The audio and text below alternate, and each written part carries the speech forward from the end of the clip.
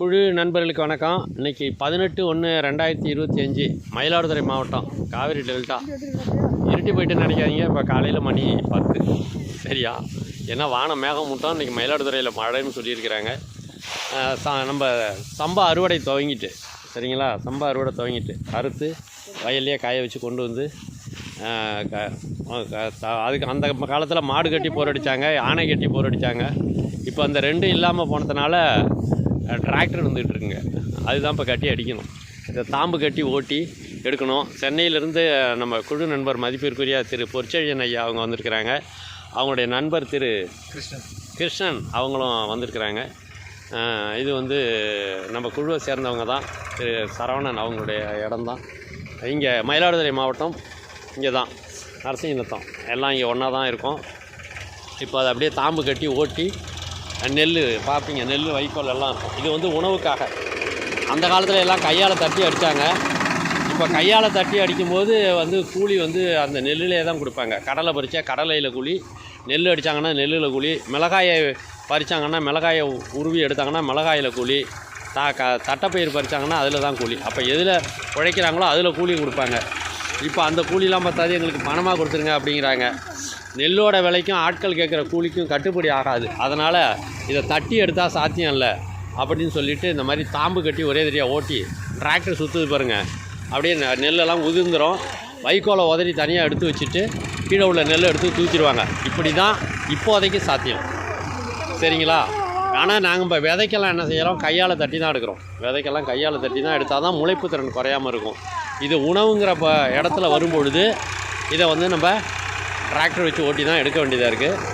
ரெண்டாவது இது யந்திரம் அறுக்குது இல்லைங்களா, வயலில் அறுவடை யந்திரம் வச்சு அறுக்கிறோம். இது அறுவடை யந்திரம் வச்சு அறுக்கிற முறை இல்லை. ஏன்னா அறுத்துட்டு ஆட்களை வச்சு கட்டி கொண்டு இங்கே போட்டு டிராக்டர் வச்சு ஓட்டுறது. இப்போ வயல் இருக்காது. அறுவடை யந்திரம் போகிறதுனால இருக்காது. வயலில் உளுந்து பயிர் வளைச்சிருப்பாங்க. மண் அதனுடைய தன்மையை இழக்காது, நுண்ணுயிர்கள் சேதப்படாது. நெல்லும் அந்த அறுவடை யந்திரம் அறுக்கிறத விட இது சிறப்பானதாக இருக்கும். வைக்கோல் பாதுகாப்பாக கரையேறி வந்துடும். அறுக்கும் போதே வைக்கோல் காஞ்சிரும், நெல்லும் காஞ்சிரும். 3 நாளைக்கு 4 நாளைக்கு அறுத்து அங்கேயே வயல்லையே கிடக்கும். அந்த மாதிரி இருக்கிறதுல சிறப்பான முறை. அதே சமயம் வேளாண்மை செய்கிறவங்களுக்கும் கையை கடிக்கப்படாதுல்ல, பெரிய செலவாகிடக்கூடாது. அதனால் ஆட்கள் விரும்புகிற மாதிரி தான் கூலி கொடுத்து ஆக வேண்டிய சூழ்நிலை வர்றதுனால எவ்வளவு சிக்கனமாகவும் பொருள் தரம் குறையாமல், இது முதல் தரம்னு சொல்ல முடியாது, பொருளோட தரம் குறையாமல், விளைநிலமும் பாதிக்காமல், உழவனும் பாதிக்காமல், லாபமும் கிடைக்கணும்ல. நஷ்டத்துக்கு எவ்வளோ காலத்துக்கு விவசாயம் செய்ய முடியும், அந்த மாதிரி அடிப்படையில் தேர்ந்தெடுத்து செய்கிற முறை இது. அதை பார்த்திங்கன்னா அப்படியே இந்த டிராக்டர் சுற்றுறதுலேயே இந்த நெல்லெல்லாம் கொட்டிடும், நெல்லெல்லாம் உதிர்ந்துடும், வைக்கோலை விட்டு பிரிஞ்சிடும். வைக்கோல் நிறையா இருக்கிறதுனால நெல் நசுங்காது, அதாவது அரிசியாக உடையாது. ஓரளவு நெல் பாதுகாப்பாக இருக்கும். ஒரு 80% முளைப்பு திறன் கூட இருக்கும். சில இடங்களில் 90-100 கூட முளைப்பு திறன் உள்ளதாக இருக்கும். ஏன்னா அந்த உயிர்த்தன்மை கெட்டு போகாது அப்படிங்கிறத நான் சொல்கிறேன். இதுதாங்க இன்றைக்கி நிலவரம். இன்றைக்கி தேதி 18/1/2025 மயிலாடுதுறை மாவட்டம் நரசிங்கநத்தம் கிராமம் சரிங்களா. இங்கே திரு சரவணன் அவங்களுடைய இடத்துல தான் இந்த அறுவடை நடக்குது. அடுத்தது நம்முடைய இடத்துல தொடர்ந்து அறுவடை நடக்கும். ஆட்களை வச்சு கூடுமான வரையில் பாதுகாப்பான முறையில்.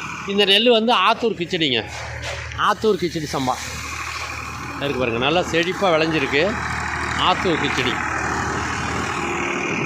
சரிங்களா. பார்த்தீங்கன்னா தெரியும், நல்ல விளைச்சல், நல்லா தேராக விளைஞ்ச விளைச்சல் தான். டிராக்டர் ஓட்டிகிட்டு இருக்காங்க சரியா. நன்றிங்க, வணக்கம்.